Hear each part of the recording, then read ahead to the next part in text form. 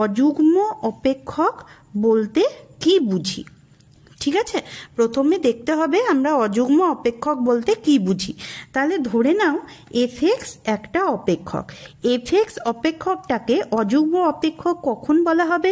যদি F of minus x equal two minus f x হয়। ঠিক আছে, একটা উদাহরণ দিয়ে বোঝাচ্ছি, যে ধরি F x equal two x cube. ঠিক আছে, তাহলে এফ অফ মাইনাস এক্স কি হবে? মাইনাস এক্স কি, মাইনাস এক্স তার হোল কিউব, তার মানে হচ্ছে মাইনাস এক্স কিউব। তার মানে এটাকে কি লিখতে পারি? Minus f x. তাহলে f of minus x equal to হচ্ছে মাইনাস এফ এক্স। তাহলে এক্স কিউবটা হচ্ছে একটা অযুগ্ম অপেক্ষক। ঠিক আছে, এবারে ডেরিভেটিভ করছি। তাহলে এফ ড্যাশ এক্স কী করে হবে? 3x square.